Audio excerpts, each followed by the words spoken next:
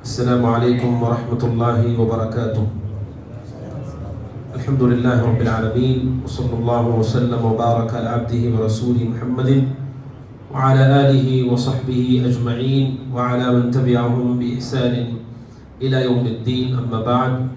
معزز اور محترم علماء کرام،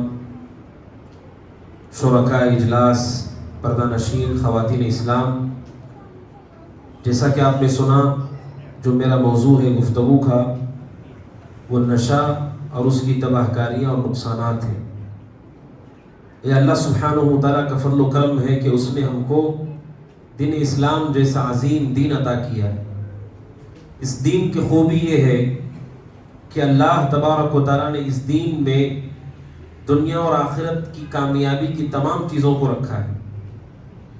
دین اسلام انسانوں کو انسانیت سکھاتا ہے.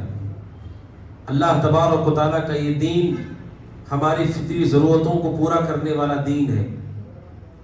اسلام کی عظیم ترین تعلیمات میں سے تعلیم ہے کہ اللہ تبارک و تعالیٰ نے ہر انسان کو جو زندگی دی ہے اس کی کچھ چیزیں بہت ہی محترم ہیں. ہر انسان کی جان محترم ہے، چاہے مسلمان ہو چاہے کافر ہو. اسلام یہ کہتا ہے کہ کسی کا ناحق خون کرنا جائز نہیں ہے. یہ اسلام کی عظیم تعلیمات میں سے ہے. اسلام دہشت گردی کے خلاف ہے. ہم دہشت گردی کے خلاف مشرکوں کو خوش کرنے کے لیے نہیں ہیں. دہشت گردی کے خلاف اس لیے ہے کہ اسلام اس کے خلاف ہے. اسلام کسی بھی ناحق خون کے بہانے کو جائز نہیں مانتا ہے. انسان کی جان محترم ہے. پھر رسول صلی اللہ علیہ وسلم نے فرمایا، صحیح بخاری کی حدیث، آپ نے کہا من قتل معاہدا لم یرح رائحۃ الجنہ. آپ نے کہا اگر کوئی مسلمان کسی غیر مسلم کو قتل کر دے، مار دے، ناحق قتل کر دے، لم یرح رائحۃ الجنہ، اللہ تبارک و تعالیٰ ایسے مسلمان کو جنت کی خوشبو بھی سونگنے نہیں دے گا. سبحان اللہ.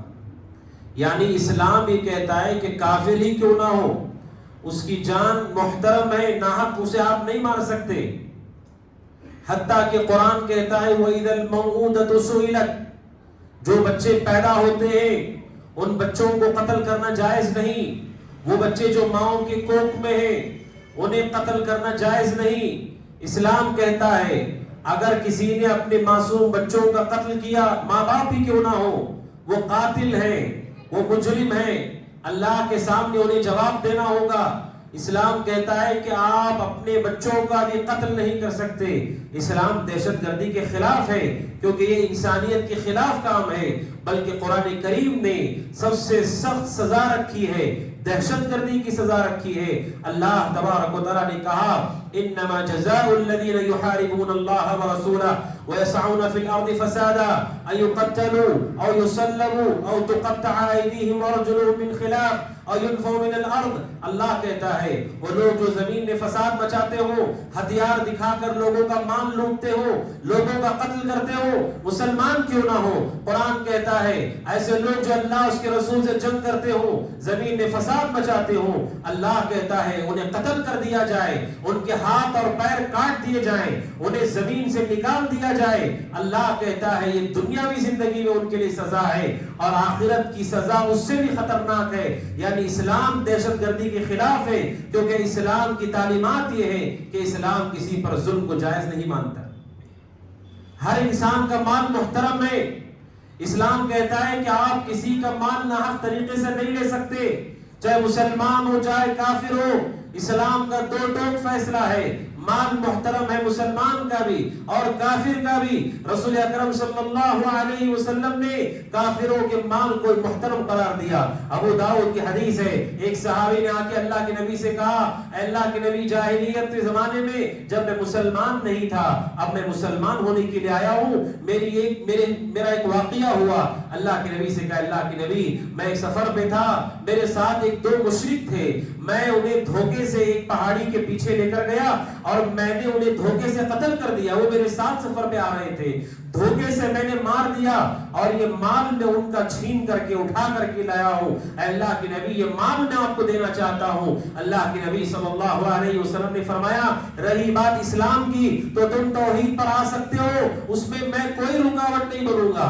آپ نے کہا اما المال فإنه مال غدر وخیانہ، رہی بات اس مال کی جو تم کافروں کو چھین کر کے لائے ہو، ظلم کر کے لائے ہو، آپ نے کہا یہ غداری سے کمایا گیا مال ہے، یہ مال میرے لیے جائز نہیں ہے اور میں اسے کبھی قبول نہیں کروں گا۔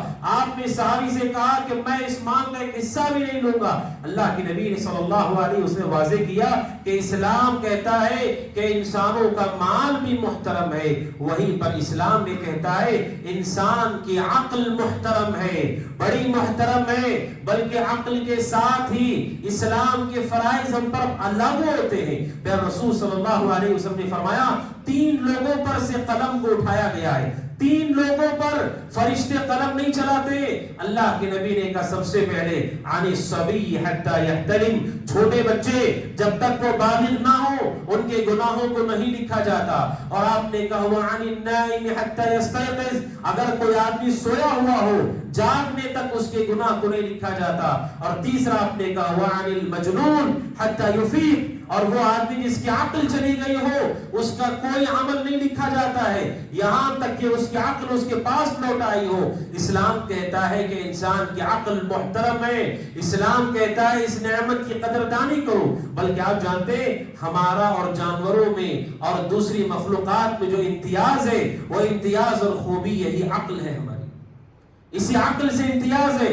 جانور سمجھ نہیں سکتے، جانور پلاننگ نہیں کر سکتے، جانور اپنی ترقی کے لیے سوچ نہیں سکتے۔ ہمارے میں اور جانوروں میں فرق یہ عقل ہے، اور اسی عقل سے انسان مسلمان ہوتا ہے، اسی عقل سے انسان نماز پڑھتا ہے، اسی عقل سے انسان روزے رکھتا ہے، اسی عقل سے وہ اچھائی کو اچھائی سمجھتا ہے، اسی عقل سے برائی کو برائی سمجھتا ہے۔ اور یہ نشہ ایسی چیز ہے جو انسان کی سب سے قیمتی چیز، وہ عقل جس سے انسان جانوروں سے ممتاز ہوتا ہے، وہ عقل اس سے نشہ چھین لیتا ہے اور وہ بے عقل جانور بلکہ جانوروں سے بدتر ہو جاتا ہے۔ اسلام کبھی نشے کو جائز نہیں کہتا، کسی صورت جائز نہیں کہتا، بلکہ کتاب و سنت میں نشے کی خوب مذمت کی گئی ہے۔ مشرکین مکہ کا جو جرم تھا وہ جرم میں سے جرم بھی تھا، وہ شراب کی عادی قوم تھی، بہت زیادہ شراب پینے والے لوگ تھے۔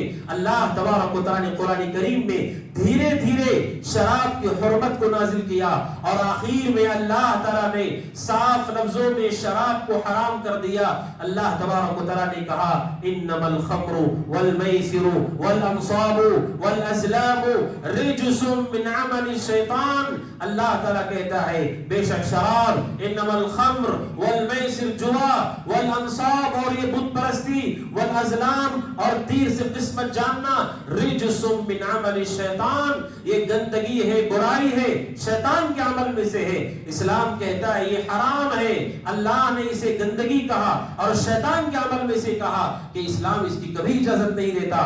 بلکہ قرآن کریم کی آگے اس کے بعد والی آیت میں اللہ تعالیٰ کہتا ہے فَهَلْ أَنْتُمْ مُنْتَهُونَ کہ میں نے اس کو حرام کیا ہے، کیا تم شراب چھوڑ دو گے، کیا تم نشہ کرنا چھوڑ دو گے؟ یہ آیت کریمہ جب نازل ہوئی، امام ابن کثیر رحمہ اللہ نے روایات کو ذکر کیا ہے کہ وہ لوگ جو مسلمان ہوئے تھے شراب حرام نہیں کی گئی، شراب پی جا رہی تھی، شراب کو پلایا جا رہا تھا۔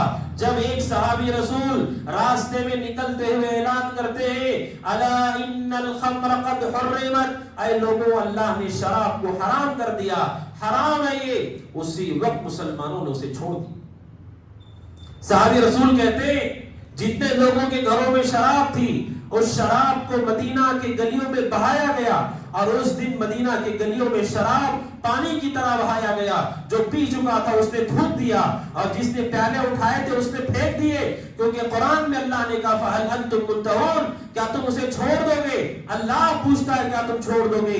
اللہ کو ہرگز یہ پسند نہیں کہ کوئی ایسا قدم ہم اٹھائے جس سے ہماری عقل ضائع ہوتی ہو، یہ نعمت ہم سے چھن جاتی ہو، اس عقل سے ہمارا شرف ہے۔ اللہ نے کہا کیا تم اس سے روکو گے نہیں؟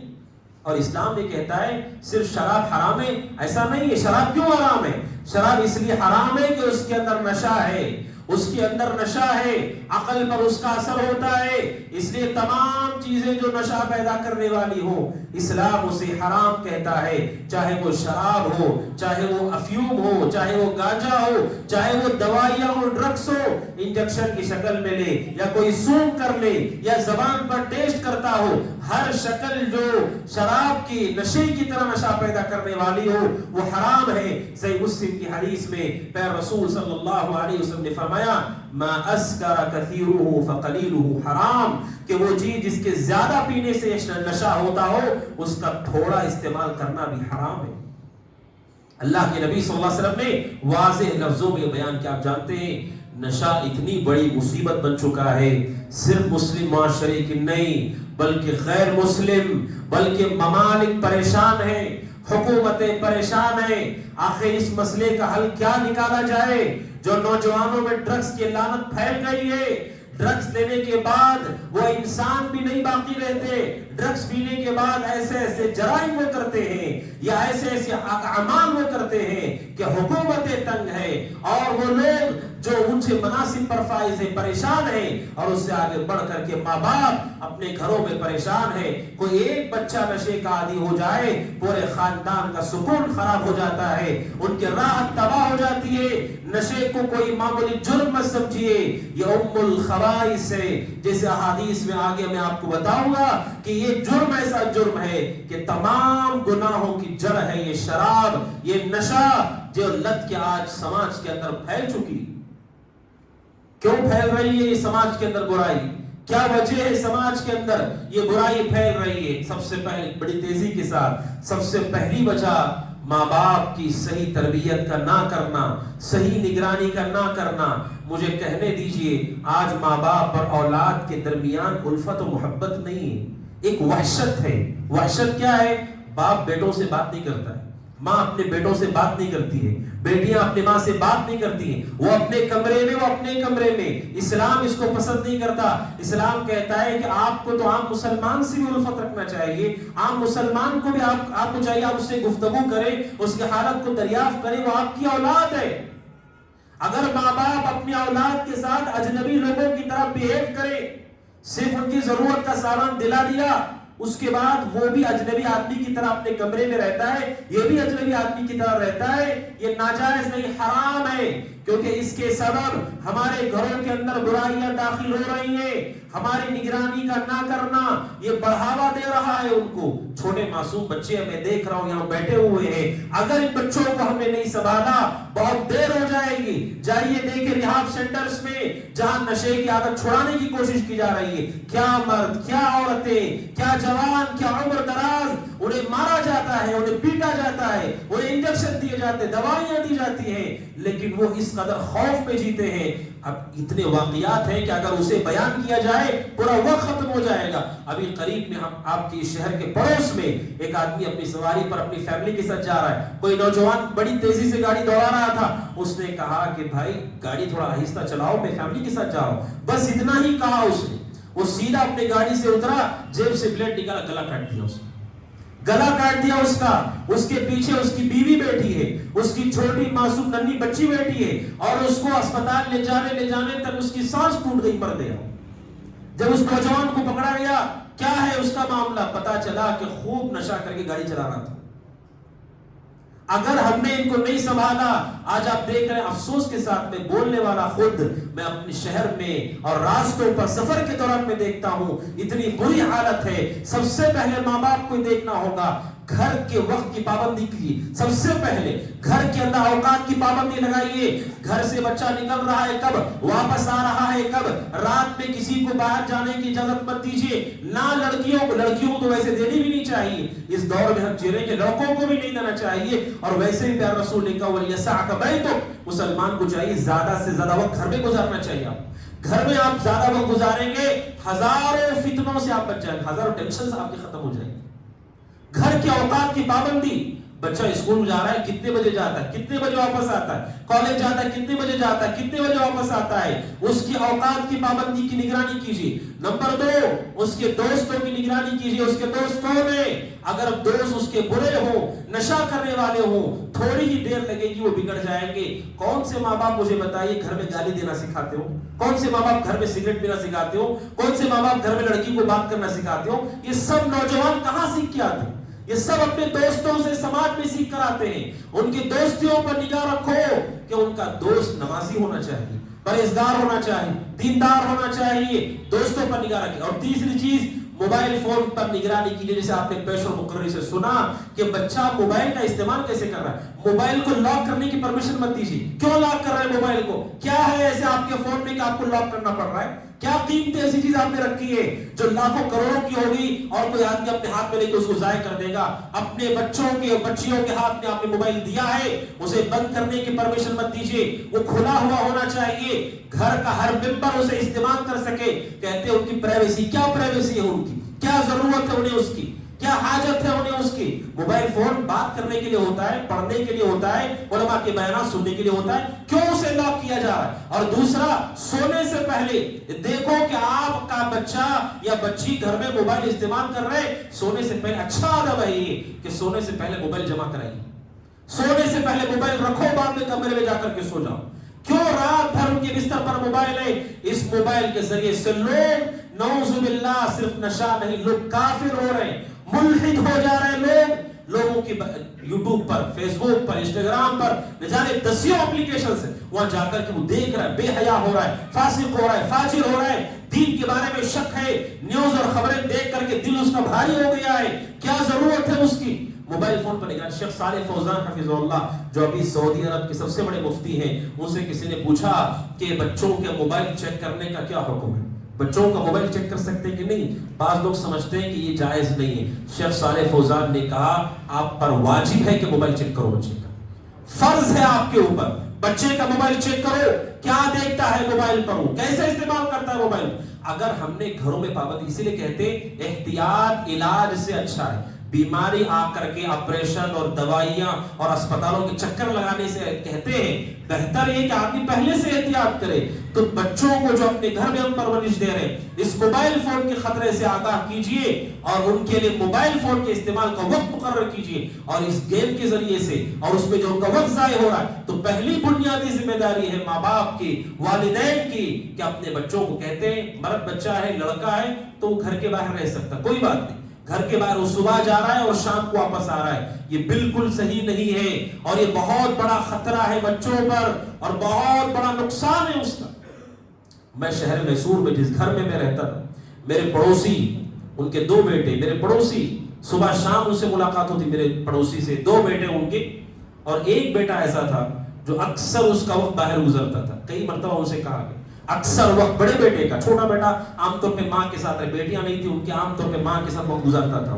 بڑا بیٹا اکثر گھر پہ نہیں رہتا تھا اور بہت سمجھایا گیا. دھیرے دھیرے شروعات کہاں سے ہوتی ہے؟ شروعات سگریٹ سے ہوتی ہے. سگریٹ سے شروعات ہوتی ہے اور پھر دھیرے دھیرے نشہ کرتے کرتے آدمی بہت آگے چلا جاتا ہے. وہ جو نوجوان تھا میرا اپنا پڑوسی، دھیرے دھیرے نشہ کی عادت اس کو ہو گئی. بڑی تاخیر سے گھر آتا تھا، وہ بڑی تاخیر سے. کئی بار باپ نے سمجھایا، کئی بار گھر میں جھگڑے بھی ہوئے کہ کیوں باہر جاتے ہو، کیوں وقت تاخیر سے آتے ہو، کیوں دوستوں کے ساتھ گھومتے ہو. سمجھا نہیں، سدھرا نہیں. آخر ہوا یہ کہ کچھ مہینے قبل، ہو سکتا ہے 1 سال واقعہ، 1 سال ہو گیا ہو، ان کی جو بیوی ہے، زوجہ ہیں، اس لڑکے کی ماں ہے، وہ عمرے کے سفر پر نکلی.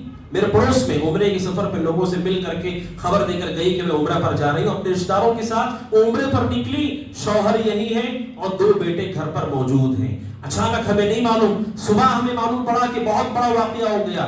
صبح مجھے خبر ملی بہت بڑا واقعہ ہو گیا. کیا واقعہ ہو گیا؟ ماں چلی گئی عمرہ کے لیے، بنگلور ایئرپورٹ کے راستے پر تھی وہ، اچانک اسے فون کال آتا ہے جلدی واپس آئیے، جلدی واپس آئیے. کیا بات ہے؟ بات یہ ہے کہ بیٹا نشہ کر کے دھت تھا اور گھر کے اندر گھسا اور باپ سے کسی بات پر بحث ہو گئی اور کب وہ گیا کچن میں اور وہاں سے دھاری دار چاقو اٹھا کر لایا اور باپ کو مارنے کی کوشش کی اور باپ نے اسے دھکا دے کر کے بچاؤ میں ایسے اس پر حملہ کیا کہ اس بچے کا پیٹ پھٹ گیا، اس نوجوان کا پیٹ پھٹ گیا. اور باپ ڈر کر کے، گھبرا کر کے فوراً اپنے گھر سے، جو میرے پڑوسی ہیں، گھر سے نکل کے سیدھا پولیس اسٹیشن کو گئے. پولیس اسٹیشن سے پولیس کے ساتھ اپنے گھر وہ آتے ہیں، دیکھتے ہیں اس درمیان میں اس کے جسم کا سارا خون نکل چکا ہے، مر چکا ہے.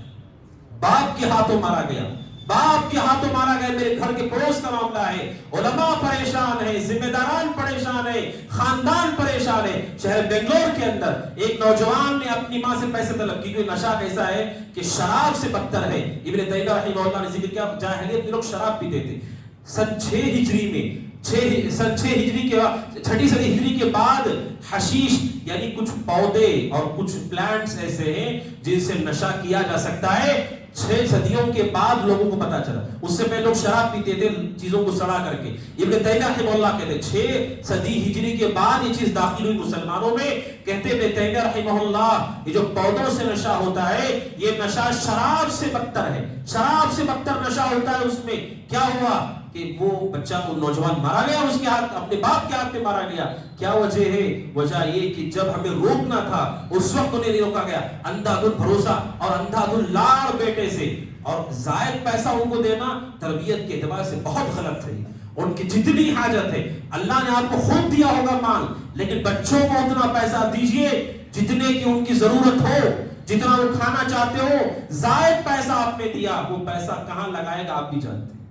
دھیرے دھیرے دوست کیسے اس کے پیسے، اسے کیا کرتے ہیں، عام طور پر ڈرگز کرنے والوں کی گروپس ہوتے ہیں، گروپس ہوتے ہیں ان کے، یہ گروپ کی شکل میں رہتے ہیں، اور جو ان میں سب سے مالدار ہوتا ہے اسے اپنے ساتھ بڑی محبت سے روک کر رکھتے ہیں، کیونکہ اس کے پاس پیسہ زائد ہے، اس کے ماں باپ کے پاس سے پیسہ آسانی سے نکل جاتا ہے۔ شہر بنگلور کا واقعہ بتا رہا تھا میں کہ جب انسان کو نشے کی عادت ہوتی ہے، آخر میں انسان اگر وہ نشہ نہ کرے اور ایک طلب ایسی بڑھ جاتی ہے کہ مجنون و پاگل ہو جاتا ہے۔ اپنی ماں سے کہا مجھے پیسہ چاہیے، پیسہ چاہیے، ماں نے انکار کیا، انتظار کیا اس نے، جب ماں نے انکار کیا ڈانٹا اس کو اور سیدھے گیا چاقو لا کر اپنی ماں کو قتل کر دیا۔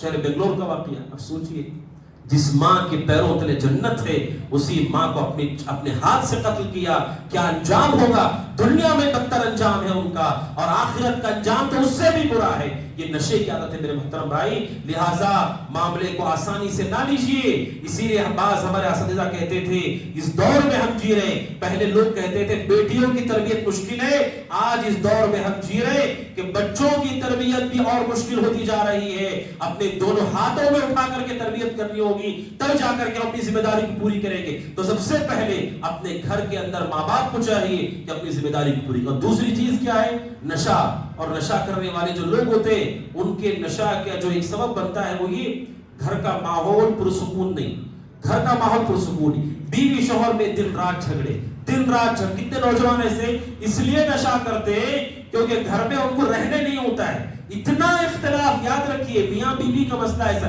میرا موضوع نہیں ہے، بسا اوقات ایسا ہوتا ہے بیوی شوہر کی ذہنیت میچ کرتی ہے، دونوں کی سوچ ملتی جلتی ہوتی ہے، اخلاق ملتے جلتے ہوتے ہیں۔ کبھی کبھار آزمائش ایسی ہوتی ہے کہ شوہر کا مزاج الگ، بیوی کا مزاج الگ، وہ ہاں کہے تو یہ نہ کہے گی، یہ نہ کہے تو وہ ہاں کہے گی۔ لیکن اسلام نے کہتا صبر کیجئے۔ یہ اخلاق کا معیار کیا جانتے ہیں؟ اگر کوئی مسلمان لنگڑا ہے تو آپ اس لنگڑے پن کے ساتھ ہی اسے لے کر چلتے ہیں۔ اگر کوئی مسلمان اندھا ہے، اپنے اندھے بھائی کو اپنے ساتھ لے کر کے آپ چلتے ہیں۔ کسی کے جسم میں ایکسٹرا انگلی ہے، آپ اسی کے ساتھ اسے لے کر چلتے ہیں، یہ تو ٹھیک ہے آپ کے اخلاق ہے۔ علماء کہتے ہیں اس سے بڑا درجہ اخلاق کا یہ ہے سامنے والے کا جو مزاج ہے اس مزاج کے ساتھ انہیں لے کر چلنے کی کوشش کیجیے۔ ہو سکتا ہے کسی کا مزاج چڑچڑا ہو، کسی کا شکوہ کرنے کا مزاج ہو، کسی کا اعتراض کرنے کا مزاج ہو، کسی کا اختلاف کرنے کا مزاج ہو، کوشش کیجیے۔ لوگوں کے الگ الگ مزاج ہوتے ہیں، ان مزاجوں کے ساتھ ان کو لے کر چلنے کی کوشش کریں۔ حضرت عمر بن خطاب رضی اللہ عنہ کے پاس چھوٹا سا واقعہ آپ کو بتاتا ہوں۔ ایک مرد آیا اور آ کر کے کہا کہ میں اپنی بیوی کو طلاق دینا چاہتا ہوں۔ عمر بن خطاب نے کہا کیوں دینا چاہتے ہو؟ کہا کہ میں نے اپنی بیوی سے کہا اللہ کی قسم کھا کے بتاؤ تم اس سے محبت کرتی ہو کہ نہیں کرتی ہو؟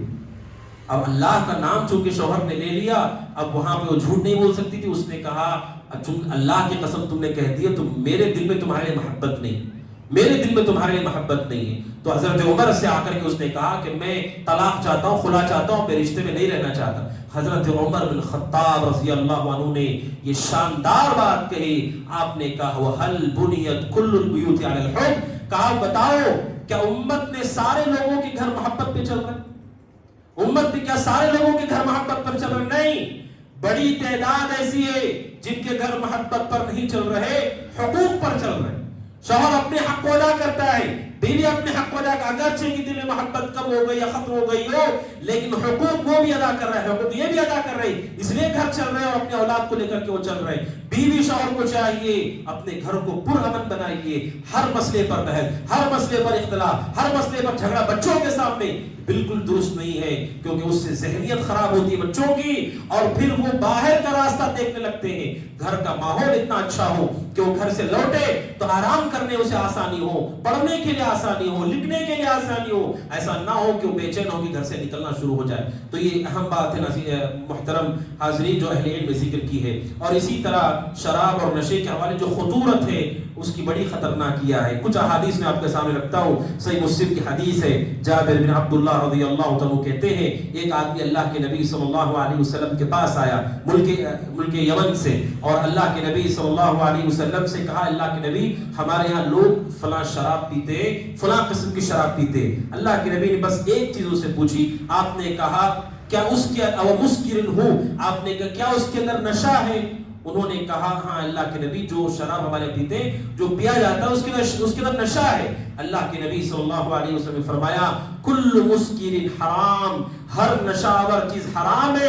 اور پھر رسول صلی اللہ علیہ وسلم نے فرمایا اللہ نے اپنے اوپر یہ حق رکھا ہے، اللہ نے اپنے اوپر یہ بات رکھ لی ہے کہ جو بھی شخص نشہ کرنے والا ہو، شراب پینے والا ہو، اللہ تعالیٰ اسے طینۃ الخبال پلائے گا. طینۃ الخبال اللہ اسے پلائے گا. صحابی نے کہا اللہ کے نبی طینۃ الخبال کیا ہے مجھے نہیں معلوم. اللہ کے نبی نے کہا اللہ نے اپنے اوپر یہ فرض کیا ہے کہ جو شخص نشہ کر کے دنیا سے آئے گا کل قیامت کے دن صرف جہنم میں نہیں پھینکا جائے گا، اس کو طینۃ الخبال اللہ اس کو پلائے گا. کیا ہے طینۃ الخبال؟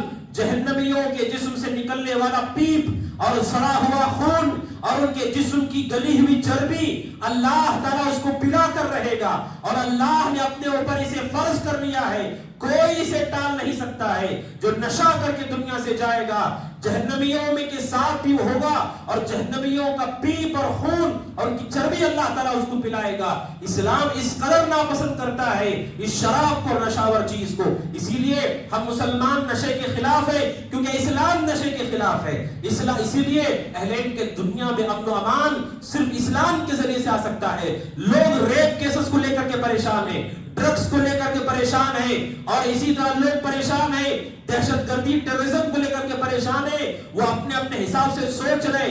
اسلام 1400 سال پہلے زنا کو حرام کر چکا ہے، شراب کو حرام کر چکا ہے، جوئے کو حرام کر چکا ہے، ناحق قتل کو حرام کر چکا ہے. سبحان اللہ، ہمارا اتنا پیارا دین ہے کہ آج ملکوں کو فیصلہ کرنا پڑ رہا ہے. جب یہ آیا تھا آپ نے اسے پروموٹ کیا، آپ نے اسے ہونے دیا، اب آپ کا پریشان ہے اور افسوس کر رہے ہیں. اسلام 1400 سال پہلے کہہ چکا ہے یہ تمام چیزیں حرام ہے. اس سے سماج کا امن و امان ختم ہوتا ہے، غارت ہوتا ہے. لہذا نشے کی اس عادت سے اپنے آپ کو بچانے کی سخت ضرورت ہے. اور پھر رسول صلی اللہ علیہ وسلم نے اس نشے کے بارے میں کہا ام الخبائث ہے، گندگیوں کی بنیاد ہے اور جڑ ہے. اور آپ جانتے ہیں کہ جو نشہ کرنے والے لوگ ہوتے ہیں یا جو نوجوان ہوتے ہیں نشہ کرنے والے، ان کے نشے کی ایک وجہ بھی جو اہل علم نے ذکر کی ہے گھر کے علاوہ ایک وجہ یہ ہے کہ نوجوانوں کا تعلق مسجدوں سے کمزور ہے. مسجدوں سے کمزور ہے. آپ جانتے ہیں مسجد یہ مسلمانوں کے لیے مرکز ہے. ہمارے 2 گھر ہیں زندگی میں. آپ دنیا کے کسی کونے میں بھی رہیے، 2 گھر ہمارے ہیں، ہمیشہ یاد رکھیے. ہمارے 2 گھر ہیں، ایک گھر نہیں ہے. ایک وہ ہے جہاں پر آپ سوتے اور کھاتے ہیں، اور ایک وہ گھر ہے جو اللہ کا گھر ہے.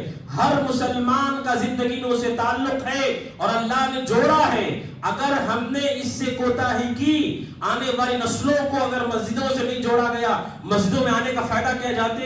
ایک تو انسان عبادت کرتا ہے، دوسرا سماج کے اچھے لوگوں سے اس کی پہچان ہوتی ہے. سبحان اللہ، آپ تمام یہاں موجود ہیں، نماز پڑھنے والے لوگ، روزہ رکھنے والے لوگ، ان کے درمیان اگر کوئی باہر کا نوجوان آ کر کے تعلقات کو جوڑتا ہے، استوار رکھتا ہے، وہ اللہ سے شرم نہیں کرے گا تو کم از کم آپ کو دیکھ کے حیا آئے گی اس کو.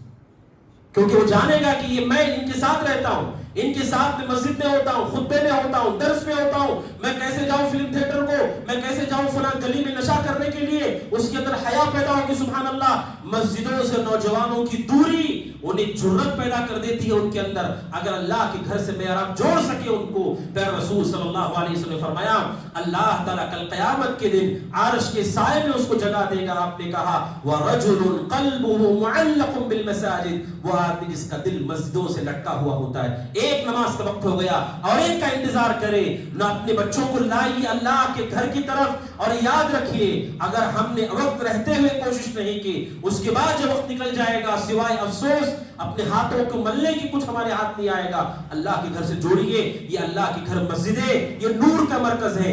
سورۃ النور میں اللہ نے مسجدوں کا ذکر کیا ہے کیونکہ یہیں سے نور اور روشنی پھیلتی ہے. علماء کا کام کیا ہوتا ہے؟ وہ ممبروں پر اور دروس میں بار بار آپ کو یاد دلاتے ہیں اللہ کی, اس کے رسول کی, قیامت کے دن کی اور آنے والی آخرت کی. علماء کی ذمہ داری ہے کہ وہ آپ تمام کے دلوں میں ایمان کی شمع کو جلانے کی کوشش کریں. اسی لیے کسی بھی عالم دین کو آپ دیکھ کے سبحان اللہ جو اللہ کے گھر میں ذمہ داری سنبھال رہا ہو وہ آپ کو یہی کہتا ہے قال اللہ قال رسول اللہ, تاکہ آپ کے دل میں ایمان کی شمع جلتی رہے. ورنہ طوفان اور آندھیاں اور فتنے ایسے ہیں جو اس شمع کو بجھا دیں گے اور آدمی اندھیرے کے اندر ڈوب جائے گا. لہٰذا اللہ کے گھر سے نوجوانوں کو قریب کیجیے, اپنی اولاد کو لائیے.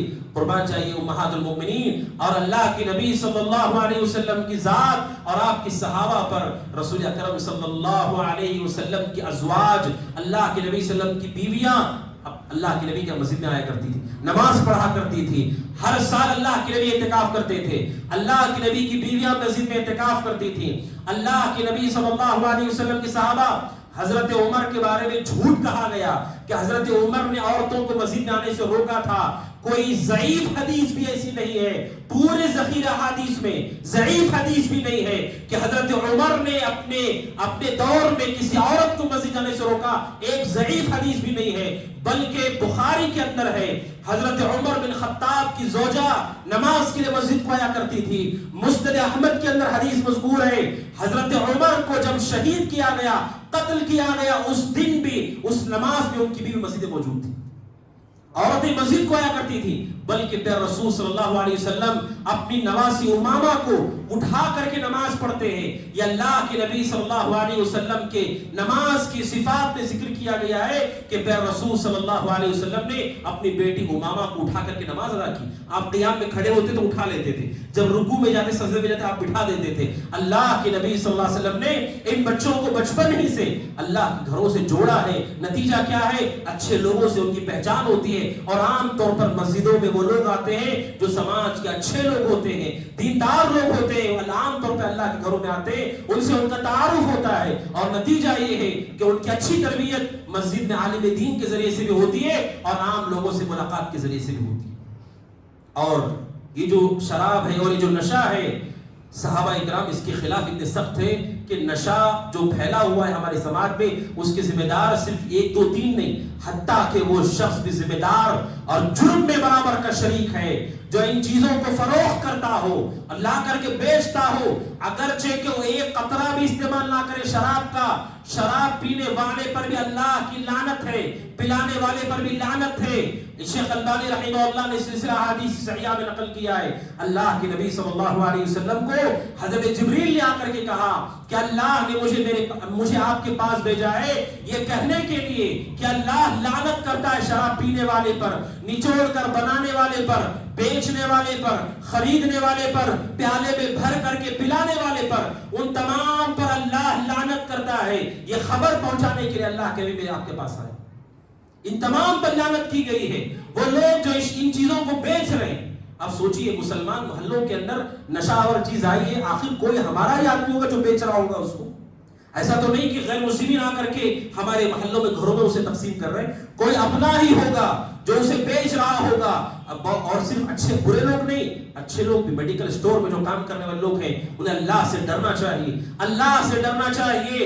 آپ ایک نسل کو تباہ کر رہے ہیں, ماں باپ کی سکون کو ختم کر رہے ہیں. اسے معلوم ہے اس جو کلینک میں کام کر رہا ہے, وہ جو دوائی کی دکانوں میں کام کر رہا ہے, اسے معلوم ہے کہ جو لینے کے لیے آیا ہے نوجوان ہے, اور اسے معلوم ہے یہ جو ٹانک لے رہا ہے, یہ جو دوائی لے رہا ہے یہ نشے میں استعمال ہوتی ہے. اسے معلوم ہے پھر بھی چند پیسوں کے نفع کے لیے وہ سامنے والے کے اخلاق سے سودا کرنے کے لیے تیار ہو رہا ہے. یہ کبھی مومن کا اخلاق نہیں. مومن وہ ہے وَالنُّصْحُ لِكُلِّ مُسْلِمٍ, ہر مسلمان کی خیرخواہی کیجیے. ایسے لوگ جو میڈیکل اسٹور کے اندر کام کرتے ہیں انہیں اللہ سے ڈرنا چاہیے, اور ایسی ماؤں بہنوں کو دیکھنا چاہیے جن کے شوہر مارے گئے یا جن کے شوہروں نے قتل کیے اور وہ عدالتوں کے چکر کاٹ رہے, انہیں دیکھنا چاہیے. رحم کیجیے امت محمد پر اور شرم کیجیے کہ آپ اپنے مسلمان بھائی کو وہ چیز دے رہے ہیں جس سے اس کی دنیا بھی برباد ہوگی, آخرت بھی برباد ہوگی.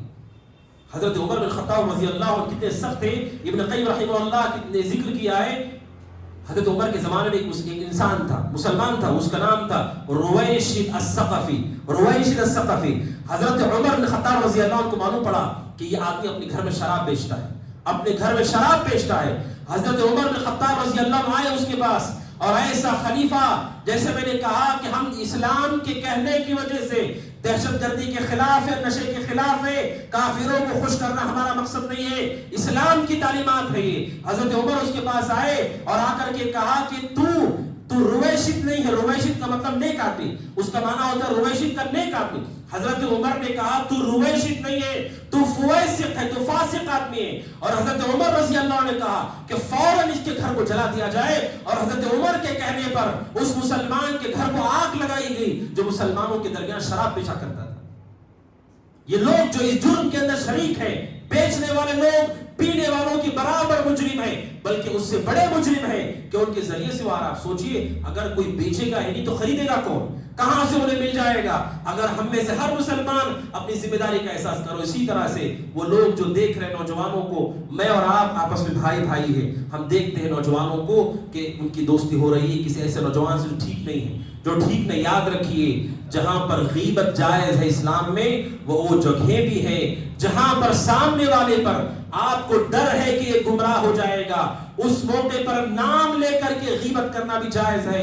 اگر آپ کسی کو دیکھتے ہیں کہ وہ ایسے آدمی کی دوستی کر رہا جو ٹھیک نہیں ہے، شرابی ہے، نشہ کرنے والا ہے، ان کے ماں باپ کو پہلی فرصت میں اطلاع دیجیے، خبر دیجیے، انہیں ڈرائیے، بتائیے انہیں، اور نام لے کر کے بتائیے کہ فلاں کا بیٹا ہے، فلاں ہے وہ، اس سے بچائیے اپنے بچے کو. آپ نام لے کر کے بھی کہتے ہیں. اسلام اسے غیبت نہیں مانتا ہے. کیوں؟ کیونکہ آپ اس کے ذریعے سے سامنے والے انسان کو گمراہی سے محفوظ کر رہے ہیں. یہ اسلام کہتا ہے. لہٰذا میرے محترم بھائیوں، اس شراب اور اس نشے کے حوالے سے ہم میں سے ہر شخص کو چوکنا ہونے کی ضرورت ہے. اور اسی طرح آپ جانتے ہیں یہ جو شراب ہے، یہ جو نشہ ہے، اس نشے کے حوالے سے ایک بڑی خرابی، ایک بڑی غلطی ہے. وہ کیا ہے کہ جو لوگ دیندار ہیں، جو لوگ نیک ہیں، نمازی ہیں، پرہیزگار ہیں، عبادت کر الحمدللہ اس گناہ سے بچے ہوئے ہیں، الحمدللہ اس گناہ سے محفوظ. یاد رکھیے گناہ کی 3 قسمیں ہوتی ہیں. پہلی قسم گناہ کی وہ ہے جو روزانہ ہم کرتے ہیں، اور یہ جو پہلی قسم ہے سب سے خطرناک ہے، اور اسی سے سب سے پہلے آدمی کو توبہ کرنا چاہیے. ہم میں سے وہ لوگ جو روزہ ہمارے یومیاً گناہ ہے، مثال کے طور پر غیبت. کون سا ایسا دن جاتا ہے جس میں مسلمان کی غیبت نہ ہوتی ہو؟ کون ہے جو اس پہ شرمندہ ہو اللہ کے سامنے توبہ کرے؟ توبہ نہیں کرے گے وہ معاف نہیں ہوتا ہے. غیبت ہے، چغلی ہے، جھوٹا الزام ہے، یا اپنے چہرے سے داڑھی کو صاف کر دینا ہے، یا ٹخنے کے نیچے لباس لٹکانا ہے. ہم کیا کرتے ہیں کہ وہ جو گناہ ہم نہیں کر رہے، ہم سمجھتے ہیں کہ ہم دیندار، ہم نیک نہیں. آپ جو گناہ نہیں کر رہے الحمدللہ اچھی بات ہے، لیکن جو روزانہ یومیاً ہم گناہ کر رہے اس کو معمولی مت سمجھیے. یہ انتہائی خطرناک ہے ہماری آخرت کے لیے، عاقبت کے لیے. دیندار لوگوں کا مسئلہ کیا ہے کہ میں یہ گناہ نہیں کر رہا، یہ کافی ہے. لیکن اس گناہ کی جو برائی ہمارے دل کے اندر ہونا چاہیے، جو احساس ہمارے اندر ہونا چاہیے، وہ احساس ہمارے اندر نہیں ہے. ہم بھی دیکھتے ہیں جاتے ہوئے قبرستانوں کے پاس، قبروں کے پاس، پھر رسول صلی اللہ علیہ وسلم نے کہا قبرستان کو جاتے رہنا چاہیے درمیان میں. کیوں؟ اللہ کے نبی نے کہا فَإِنَّهَا تُذَكِّرُكُمُ الْآخِرَةَ. قبرستان جانے سے آخرت یاد آتی ہے. اس قبرستان میں لوگ نشے کرتے ہیں، ان قبرستانوں میں لوگ نشے کرتے ہیں. کسی ایسی جگہ پر جہاں دیکھنے والے نہ ہوں، جہاں پر درخت ہو، جھاڑیاں ہوں، یا پھر ایسی جگہوں پر جہاں پر آبادی نہ ہو، ایسی جگہوں پر لوگ جمع ہو رہے ہیں، نوجوان جمع ہو رہے ہیں، نشہ کر رہے ہیں. میں اور آپ اسے دیکھتے ہوئے بھی ناپسند بھی نہیں کرتے، اس کو آرام سے گزر جاتے ہیں. جبکہ کسی کی زندگی کا مسئلہ ہے، کسی کی آخرت کا مسئلہ ہے، اس کے پورے خاندان اور اس کے پورے قبیلے کا مسئلہ ہے. ایک نوجوان اس لت میں پڑ جاتا ہے، سبحان اللہ، ماں باپ کی زندگی کا چین ختم ہو جاتا ہے، بہنوں کے اندر ڈر، خوف، نہ جانے کیا کرے گا. اور نشے کو کیا کہا گیا حدیث میں؟ ام الخبائث. یہ تمام برائیوں کی جڑ ہے. یہ نشہ کرنے والا جو نشیڑی ہوتا ہے اس سے جو گناہوں کا خوف ہے وہ عام لوگوں سے بھی نہیں ہے. نشہ کرنے والے کو نہیں معلوم ہو رہا، وہ سامنے والے کا قتل کر دیتا ہے، عزت نیلام کر دیتا ہے، زنا کرتا ہے، جبرن کرتا ہے اور اسے احساس نہیں ہے. سماج میں خوف کا ماحول ہے. ہمارے شہر میسور کے اندر قریب میں کچھ ماہ پہلے ایک چھوٹی سی معصوم بچی, کیا ان کا قبیلہ سویا ہوا تھا, صبح جاگتے ہیں تو بچی غائب ہے اور تلاش کیا گیا تو بچی ایسی حالت میں پائے گی جو بیان نہیں کی جا سکتی ہے. کم عمر بچی, 5-6 سال کی بچی, اور اس کے ساتھ برا کام کر کے اسے اس انجام تک پہنچا گیا, نعوذ باللہ, اسے موت کے گھاٹ اتارا گیا. اور جب تلاش کر کے ڈھونڈا گیا تو معلوم پڑا نشہ کرنے والا نوجوان تھا. وہ جانور درندوں کی طرح ہو گئے. پورے سماج کے اندر خوف ہے. ہمارے گھروں میں بھی بچے ہیں. اگر ایسے گناہوں کو ہم گناہ نہ سمجھے, اس کے حوالے سے ہم حساس نہ ہو, چوکنا نہ ہو, اپنی ذمہ داری کو نہ نبھائے, ہو سکتا ہے پڑوسی کے گھر میں آگ لگی ہو, اگر آپ نے اس کی مدد نہیں کی وہ آگ آپ کے گھر میں بھی لگ سکتی ہے. ہمارا مسئلہ یہ ہے, ہم بس اتنا سوچتے ہیں ہمارے ساتھ تو نہیں ہو رہا ہے, کسی اور کا مسئلہ ہے. دیر نہیں لگتی ہے, آگ لگے گی تو ہو سکتا ہے ہمارے گھر بھی عزت میں آ جائے. لہٰذا ان گناہوں کو معمولی مت سمجھیے اور حساس, اپنے آپ کو حساس بنائیے. کہیں پر دیکھتے ہیں, اور الحمدللہ حکومت کی جانب سے بھی اس حوالے سے پیش رفت کی جاتی ہے. حکومت کی جانب سے بھی, پولیس کے عملے کی جانب سے اعلان کروائے جاتے ہیں. اگر کوئی ایسی خبر ہے سامنے والوں تک پہنچائیے, پولیس تک آپ پہنچائیے, ان کے ماں باپ تک پہنچائیے. ہو سکتا ہے کہ وقت رہتے ہوئے اسے روک لیا جائے, ہو سکتا ہے جرم سے اسے محفوظ کر لیا جائے, ورنہ دیر ہو جائے کہ ہو سکتا ہے کئی معصوم جانیں اس کی نظر چڑھ جائے, یا کئی عزتیں تار تار ہو جائیں, کئی گھرانوں کے چین و سکون ختم ہو جائے. اس سے پہلے اپنی ذمہ داری کا احساس کیجیے. صحابہ کرام رضوان اللہ تعالی علیہم اجمعین ایسا نہیں ہے کہ وہ صرف اپنی صلاحیت اور صالحیت پر اکتفا کرتے تھے, بلکہ جب وہ کسی گناہ کو دیکھتے اسے حل کرنے کے لیے پوری ممکن کوشش کیا کرتے تھے. یہ صحابہ کرام کا منہج ہے, ان کا یہ اسلوب ہے کہ وہ گناہوں کو دیکھ کر کے آنکھیں بند نہیں کرتے تھے, بلکہ اچھے انداز میں, احسن انداز میں اس کی اصلاح کی کوشش کرتے تھے. اور اسی طرح ایک اہم بات ہے وہ یہ, جو ایسے نوجوان ہیں جو نشے کی عادت میں ہیں, کوشش یہ کیجئے کہ آپ انہیں اچھے انداز میں اپنے سے قریب کریں, اپنے سے قریب کر کے انہیں اچھی طرح سمجھانے کی کوشش کریں. کیونکہ خاص طور پر نوجوانوں پر اگر آدمی بیجا سختی کرنے لگتا ہے, وہ سختی اور نقصان کرتی ہے, وہ سختی اور نقصان کرتی ہے, اور پھر وہ ضد میں آ کر کے اور بڑے قدم اٹھا سکتے ہیں. اور پھر رسول کی سنت بھی ہے سختی اپنی جگہ پر, اور عام طور پر تربیت کا منہج یہ ہونا چاہیے آپ کے اندر رفق ہو, نرمی ہو, آپ کے اندر جذبات ہو, سامنے والے کو سمجھا سکتے ہو, وہ اسلوب ہمارا ہونا چاہیے. مسلم احمد کی روایت ہے, اللہ کے نبی صلی اللہ علیہ وسلم کے پاس ایک نوجوان نے آ کر کے کہا, اے اللہ کے رسول مجھے زنا کی اجازت دیجیے, مجھے زنا کی اجازت دیجیے. اب سوچیے ہم میں سے بہت بڑا دیندار ہو, بہت بڑا عالم ہو, کوئی آدمی آگے کہے کہ میں زنا کرنا چاہتا ہوں, مجھے اجازت دیجیے, کیا حال ہوگا اس کا؟ اور دیکھیے رسول کو صلی اللہ علیہ وسلم, آپ سے پاکیزہ شخص کون ہو سکتا ہے؟ اللہ کے نبی صلی اللہ علیہ وسلم اتنے پاک باز ہے. کوئی آدمی آ کے کہتا ہے اللہ کے نبی میں نے زنا کیا, میں نے گناہ کیا ہے, آپ نے کبھی نہیں پوچھا تم نے کیا گناہ کیا.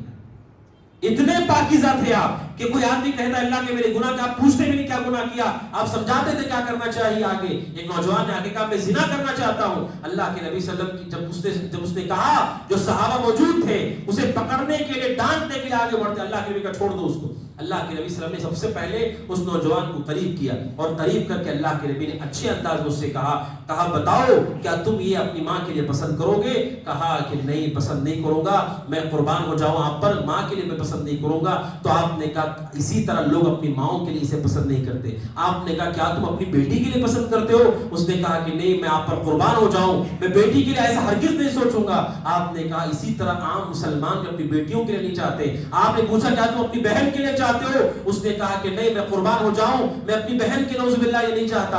اللہ کے نبی نے کہا اسی طرح لوگ اپنی بہنوں کے بارے میں نہیں چاہتے. پھر آپ نے پوچھا کیا تم اپنی پھوپھی کے لیے چاہتے ہو؟ کہا کہ نہیں میں قربان ہو جاؤں آپ پر. آپ نے کہا اسی طرح لوگ اپنی پھوپھیوں کے لیے نہیں چاہتے. آپ نے کہا کیا تم خالہ کے ساتھ, خالہ کے لیے تم چاہو گی؟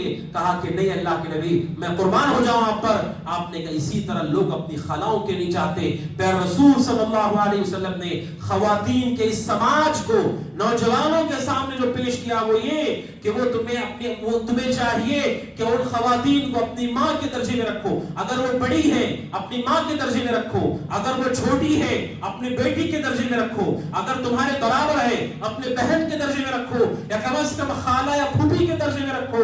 اللہ کے نبی صلی اللہ علیہ وسلم کا طریقہ تربیت, اور آپ نے اپنا مبارک ہاتھ اس نوجوان کے سینے پر رکھا اور آپ نے کہا اللہم حسن فرجہ وطہر قلبہ.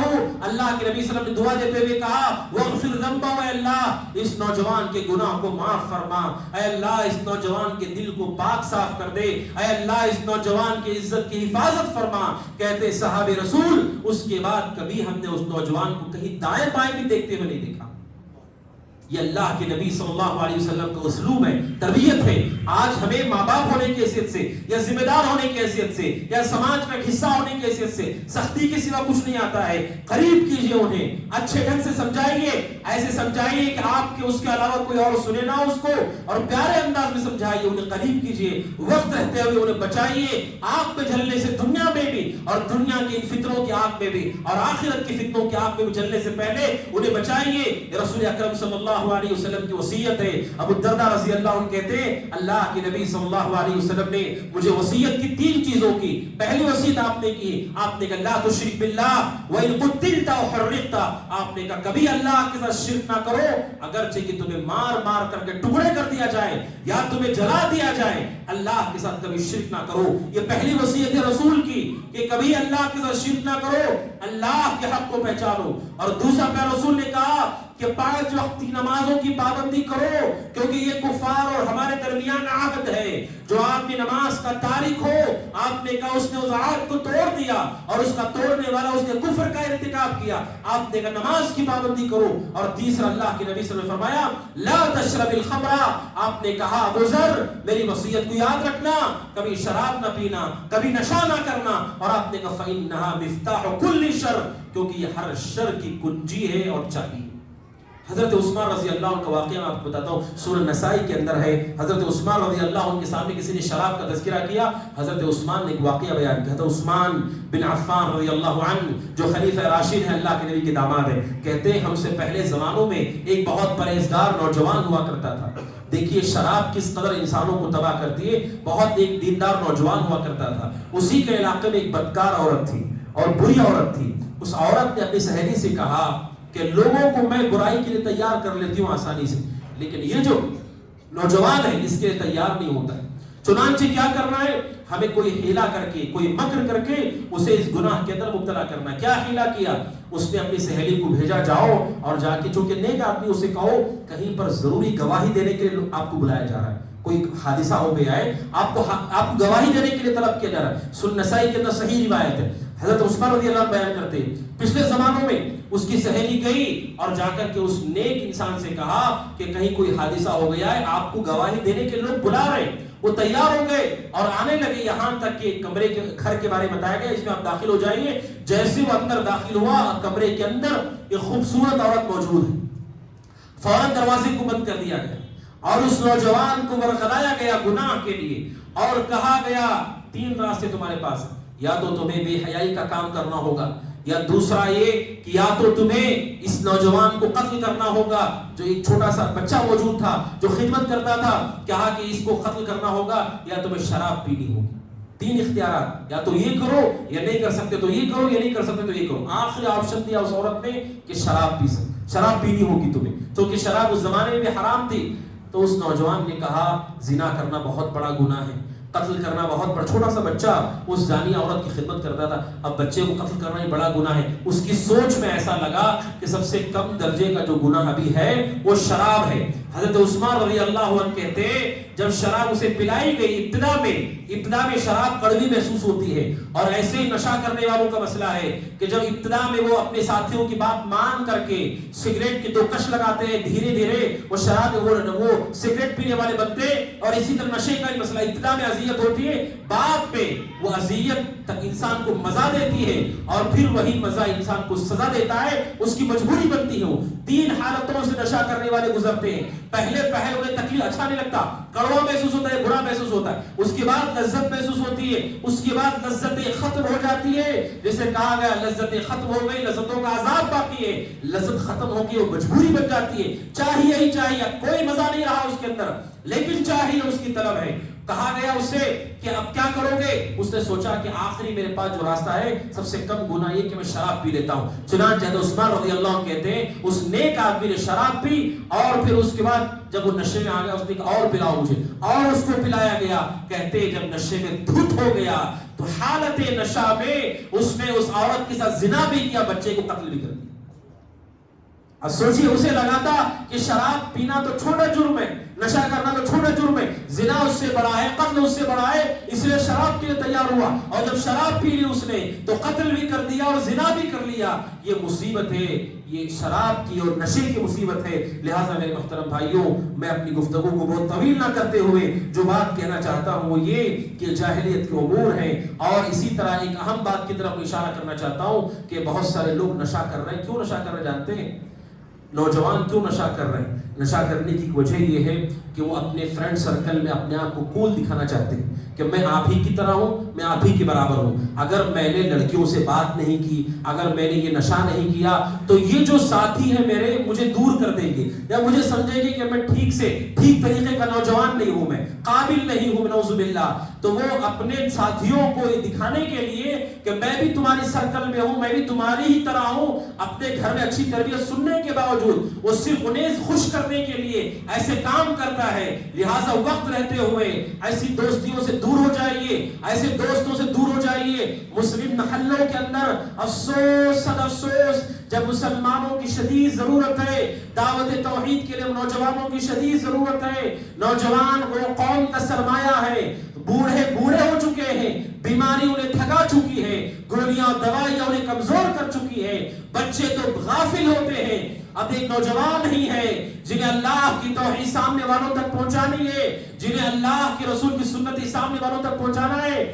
کہاں ہے مسلم نوجوانوں کو؟ محلوں میں دیکھیے، محلوں میں آپ دیکھیں کہ چبوتروں پر بیٹھے ہوئے گیم کھیل رہے، گھنٹوں گیم کھیل رہے، چائے کی دکانوں پر نکڑوں پر گھنٹے وقت لگا رہے، نشے کر رہے، کوئی انجیکشن لے رہا ہے، کوئی ٹیوب سونگ رہا ہے، نہ جانے کیا وہ کر رہے ہیں. ایسے نوجوان جو قیمتی سرمایہ تھے اس قوم اور ملت کا، آج اس ایسے حال میں ہے. واللہ ابھی میرے جو 2 ساتھی یہاں بیٹھے ہوئے علماء، ہم اس سے پہلے بھی 1 مہینہ قبل ہم ایک سفر پر تھے، ایک سفر میں پروگرام کے لیے ہم لوگ گئے تھے. جیسے ہم پروگرام کے لیے اترے ہم نے دیکھا سبحان اللہ تقریباً 10 سے 20 نوجوان ترتیب سے بیٹھے ہوئے، ترتیب سے. میں پہلی مرتبہ میں نے دیکھا کہ یہاں یہ کیوں بیٹھے ہوئے ہیں، اور سب کے ہاتھ میں موبائل فون ہے، اور سارے کے سارے اپنے آپ کو موبائل میں اپنے آپ کو ڈبا چکے ہیں، اسی میں دیکھ رہے ہو. جب غور سے میں نے دیکھا تو مجھے پتا چلا یہ سب مل کر کے کوئی گیم ہے اور اس کے اندر باقاعدہ بیٹنگ ہوتی ہے، اور وہ قمار کے اندر بھی مبتلا ہو چکے ہیں نعوذ باللہ. یعنی وہ جوا کھیل رہے ہیں اور جوئے کے لیے، پیسہ جیتنے کے لیے اپنے مال کو لگا رہے ہیں. میرے محترم بھائی، اگر آپ نے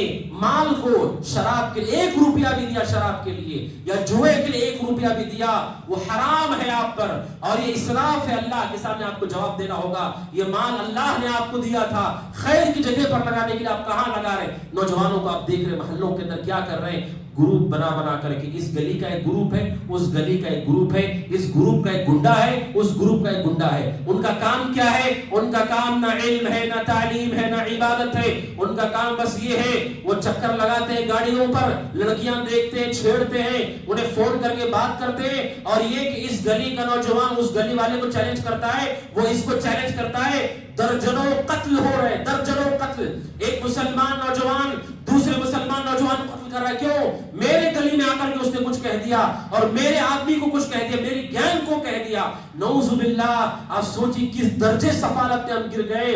ہم صحابہ کی جماعت کے لوگ ہیں، ہم ابو ہریرہ عبداللہ بن عمر کے پیچھے چلنے والے لوگ ہیں، رسول کو اپنا امام ماننے والے لوگ ہیں. وہ چھوڑ کر کے ایسی سفالت اور ایسے درجے تک ہم پہنچ گئے گندگی کی کہ ہم آج اپنے مسلمان بھائی کے خلاف ایک گینگ، ایک گروپ کیا ہے، اسلام اسے نہیں مانتا ہے. 2 ہی گروہ ہونا چاہیے، ایک ایمان والوں کا گروہ، دوسرا کفار کا گروہ. اور کون سا؟ یہ تیسرا گروہ ہے اسلام میں، اسلام اسے نہیں مانتا ہے. حضرت عبداللہ بن عباس نے کسی سے پوچھا، حضرت معاویہ کا ایک لشکر ہے، حضرت علی کا ایک لشکر ہے، آپ کس لشکر میں ہیں؟ حضرت عبداللہ بن عباس سے پوچھا گیا آپ کس کی ملت پر ہیں، معاویہ کی ملت پر ہیں یا علی کی ملت پر ہیں؟ حضرت عبداللہ بن عباس نے کہا، وہ بھی ایک نوجوان ہی تھے، انہوں نے کہا انا علی ملت رسول اللہ، میں رسول اللہ کی ملت پر.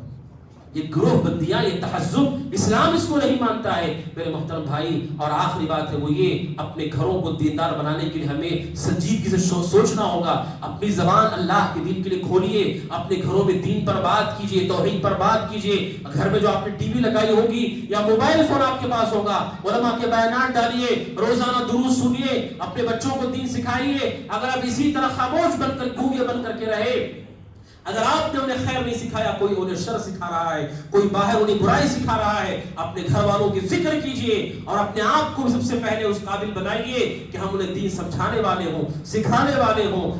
ایک سلف میں سے ہیں جن کے بارے میں کہا جاتا ہے، مالک بن دینار رحمۃ اللہ علیہ، انہوں نے ایک آدمی کو دیکھا نماز پڑھ رہا ہے، نماز ٹھیک نہیں پڑھ رہا تھا وہ۔ مالک بن دینار نے کہا اللہ اس کے گھر والوں پر رحم کرے، اللہ اس کے گھر والوں پر رحم کرے۔ ان کے شاگردوں نے کہا نماز یہ ٹھیک نہیں پڑھ رہا ہے، آپ اس کے گھر والوں کے لیے کیوں دعا کر رہے ہیں؟ مالک بن دینار رحمۃ اللہ علیہ نے کہا جب اس کی نماز خراب ہے تو اس نے اپنے بچوں کو کیا سکھایا؟ جب یہ خود ٹھیک سے نماز پڑھنا نہیں جانتا تو کیا سکھایا ہوگا؟ گھر کا ماحول بہتر کیجئے۔ گھروں کے اندر جو یہ ماحول ہے، بیوی شوہر کے جھگڑے، دن بھر یہ فلمیں، یہ گانے اور یہ سیریل اور نہ جانے اور درجنوں چیزیں، ماں جو صبح سے شام تک ٹی وی کے سامنے ہے، باپ جو صبح چلا گیا شام تک اس کے پاس کوئی وقت نہیں۔ یہ تربیت کے ناحیے سے غلط ہے کہ کوئی باپ صبح گھر جائے، شام کو گھر لوٹے اور کوئی وقت اس نے اپنے اولاد کے نہیں نکالا، انہیں دین نہیں سکھایا، انہیں تربیت نہیں کی۔ اللہ کے پاس اب کیا جواب دیں گے؟ یہ جو کھانا ہے، یہ کھانا تو پرندے بھی اپنے بچوں کو کھلاتے ہیں اور جانور بھی کہیں سے سمیٹ کر اپنے بچوں کو دے دیتے ہیں۔ ہم میں انہیں فرق یہ ہے کہ ہم انہیں غذا اور کھانے کے ساتھ دین بھی انہیں دیتے، یہی تو فرق ہے اپنے ان میں۔ اگر ہم وہ نہیں دے پا رہے، اگر آپ بول نہیں سکتے، کم از کم گھر کے اندر سب مل کر کے علماء کے بیانات سننے والے ہوں۔ یوٹیوب کے اندر الحمدللہ درجنوں بیانات موجود ہیں علماء کے، روزانہ اگر ہم سننے والے ہیں، سبحان اللہ کتنی اصلاح ہوگی۔ یہ موسیقی کی آواز، گانے بجانے کی آواز بند کیجئے، یہ گھروں کے ماحول کا بگاڑ کا سبب ہے۔ اور اسی طرح شوہر کو چاہیے کہ وہ اللہ سے ڈرے، اپنی ذمہ داری کو نبھائے، اور خواتین اپنی ذمہ داری کو نبھائے۔ اسی پر اپنی گفتگو کو میں ختم کرتا ہوں۔ اللہ سبحانہ و تعالیٰ توفیق عطا فرمائے۔ آخر میں ایک ضروری اور اہم اعلان ہے، ضلع حسن شہر عسیکرہ جو آپ سب جانتے ہیں، مکہ مسجد اہل حدیث پرانی قدیم مسجد ہے، وہاں پر توسیع کا کام چل رہا ہے، اور بالخصوص خواتین کے لیے نماز پڑھنے کی جگہ میں توسیع کی جا رہی ہے، اور مسجد کا RCC ڈالنا بھی باقی ہے، وضو خانہ بھی باقی ہے، لہٰذا جس کا خرچ تقریباً 22 لاکھ روپے ہے۔ ایک مسلح کی قیمت 5,000 روپے اور آدھا مسلح کی قیمت 3,000 روپے ہے۔ آپ تمام سے یہ گزارش کی جاتی ہے کہ آپ مسجد کا خصوصی تعاون کریں۔ در رسول صلی اللہ علیہ وسلم نے فرمایا مرنے کے بعد جو چیزیں باقی رہ جاتی ہیں، صدقہ جاریہ، صدقہ جاریہ، وہ صدقہ جو باقی رہے، آپ نے کھانا کھلایا، سامنے والے نے کھانا کھا لیا، وہ نیکی لکھی گئی، الحمدللہ آپ کو ثواب مل جائے گا۔ لیکن صدقہ جاریہ یہ ہے کہ وہ باقی رہ جاتا ہے، جب تک اس سے لوگ فائدہ اٹھا رہے آپ کو ثواب ملتا رہے گا۔ اور خاص طور پر اللہ کے گھر کے لیے میں اور آپ اپنے گھر کے لیے جتنی کوشش کرتے ہیں، مجھے اور آپ کو چاہیے اللہ کے گھر کی بھی فکر کریں۔ اس کے لیے ہم نے کیا کیا ہے؟ ہر مسلمان مسجد تعمیر تو نہیں کر سکتا، اتنی طاقت تو نہیں ہے اس کے پاس، کم از کم یہ ہمارے پاس اچھا موقع ہوتا ہے۔ الحمدللہ مرکزی مسجد میسور میں بھی بار بار جب بھی مسجد کا تعاون ہوتا ہے، اس جمعہ کو بھی تعاون تھا، میں ہمیشہ یہ بات دہراتا ہوں، ہر مسلمان کی نصیب میں نہیں ہوتا ہے مسجد پوری اللہ کی تعمیر کرنا، یہ ہر ایک کے نصیب میں نہیں ہوتا، لیکن کم از کم اتنا تو ہم کر سکتے ہیں کہ ہم نے اللہ کے ایک مصلی، 2 مصلی، جتنی ہماری استطاعت ہو، اپنے لیے، اپنے والد کے لیے، اپنے بیٹی کے لیے، اپنے بیٹے کے لیے، کم از کم ہم اتنا بھی کر لیں، جب تک وہ مسجد ہے، جب تک وہاں لوگ نماز پڑھتے رہیں گے، برابر اجر جاری رہے گا۔ اور یہ قوم کے مسائل ہیں، قوم کے سامنے نہیں رکھیں گے تو کہاں رکھیں گے؟ اب سوچئے مسجد اللہ کا گھر ہے، اگر اپنے لوگوں کے سامنے مسائل کو نہ رکھیں تو ہم کہاں رکھیں؟ لہٰذا مکہ مسجد کی تعمیر میں خصوصی تعاون کیجیے، اور خواتین سے گزارش کی جاتی ہے کہ وہ بھی آگے بڑھ کر کے تعاون کریں۔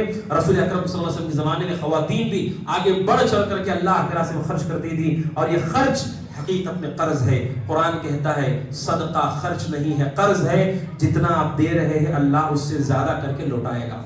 من ذا الذی یقرض اللہ قرضا حسنا، کون ہے جو اللہ کو قرض حسنا دے؟ اللہ کو مال کی حاجت میں کون ہے؟ اللہ کے راستے میں آپ دے رہے ہیں، ایک ایک روپیہ گنا جاتا ہے، ملائکہ ایک ایک روپیہ کو شمار کر کے لکھتے ہیں، اور اللہ کہتا ہے اسے واپس بھی کیا جائے گا، تو واپس بڑھا کر کے کیا جائے گا۔ سود ہم پر حرام ہے، لیکن ہمارا رب جتنا چاہتا ہے نوازتا ہے، جو آپ نے دیا ہے اللہ آپ کو واپس دے گا بہتر کر کے۔ لہٰذا میں اور آپ آگے بڑھ چڑھ کر کے مسجد کے تعاون میں خصوصی حصہ لیں۔ اللہ تبارک و تعالیٰ سے دعا کہ اللہ تعالیٰ مجھے اور آپ کو اس توفیق عطا فرمائے، آمین۔ صلی اللہ وسلم محمد وعلی آلہ وصحبہ اجمعین۔ السلام علیکم ورحمۃ اللہ وبرکاتہ۔